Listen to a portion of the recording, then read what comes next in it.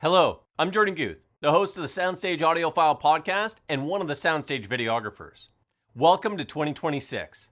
We traveled a lot over the last year, and right now you could find podcasts from our recent trip, which was to Norway. These include ones from Jan Ove Lassesen of Arendal Sound and another with Sigva Holland of Tea Time Vinyl Plant. Both were recorded on location in Norway. Next up, Lasse Danielsen of Electric Company, also recorded while we were in Norway. Now I'm here to tell you what's new for January 1st. It's summer down under, and SoundStage Australia has taken a break for the holidays, as is customary for this time of year. But our international site will be back with brand new content on January 15th. On SoundStage Global, we've just posted a new installment of Jason Thorpe's My Audiophile Neighborhood series. This time around, Jason lends a couple of ultra high-end amplifiers to fellow audiophiles in his Toronto townhouse development, and he gives some valuable feedback to an amplifier manufacturer about excessive fan noise. On SoundStage Ultra, Jonathan Gorse reviews Michelle's Apollo phono preamplifier and companion Muse power supply. Jonathan already owns the UK company's Gyro Deck turntable and was completely smitten by the Apollo. He writes, "This is a reference phono stage I plan to buy when I have scraped together enough moolah for my writing sideline to fund it." In early December, senior editor Jason Thorpe motored up to Boutique Audio Gallery, an ultra high-end dealer in King City, Ontario, which is a 1-hour drive from his Toronto home. While there, Jason picked up the Engström Arnie integrated amplifier, which he'll be reviewing for SoundStage Ultra, and auditioned the Zeloton Statement Ultra loudspeakers from Germany, which cost $738,000 a pair. You can read all about Jason's visit in his monthly editorial on SoundStage Ultra. On SoundStage Access, senior editor Dennis Berger reviews Dali's tiny, ultra-affordable Cupid loudspeaker, a two-way rear-ported design employing a 4.5-inch paper and fiber mid-range woofer and a 26mm soft dome tweeter. "I think the Dali Cupid delivers hellacious bang for the buck," Dennis writes. Then adds, "If you have a smaller room or are looking for a good near-field system, I'm struggling to think of any reason you wouldn't want to audition a pair of Cupids." For his monthly editorial, Dennis offers up the second installment of his favorite 14 albums. Why 14, you ask? Dennis is nothing if not contrarian, so he wasn't about to offer up a top 10 list. On SoundStage Hi-Fi, Roger Cano reviews Audiolab's 9000Q preamplifier DAC, which features a built-in phono preamp, a very capable headphone output, a digital section that can accept 24-bit 768 kHz PCM, and DSD 512 streams. Roger concludes, "This Audiolab preamplifier DAC offers an entry into the world of separates and provides excellent performance, solid build quality, attractive cosmetics, and an impressive feature set well beyond what I expected at its price point."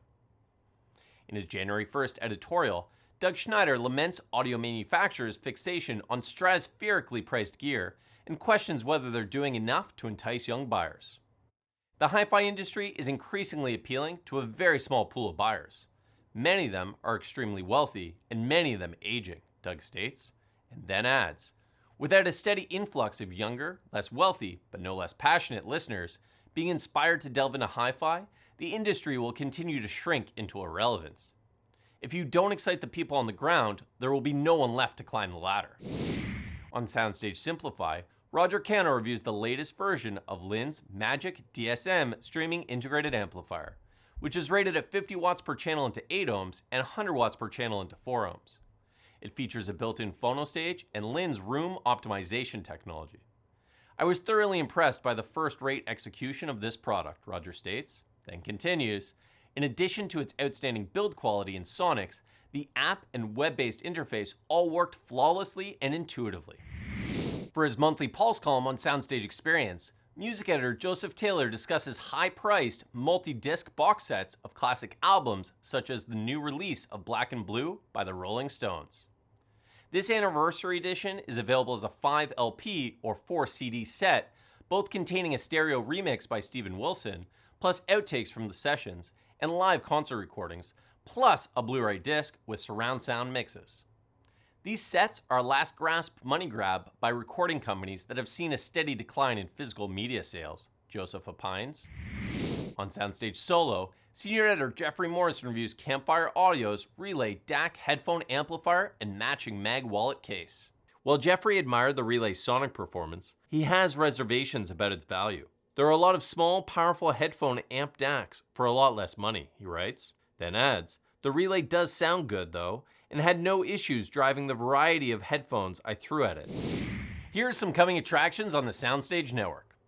On January 15th, SoundStage Ultra will have Jason Thorpe's review of the Audio Research D80 power amplifier, a tube-based design that can output 80 watts per channel.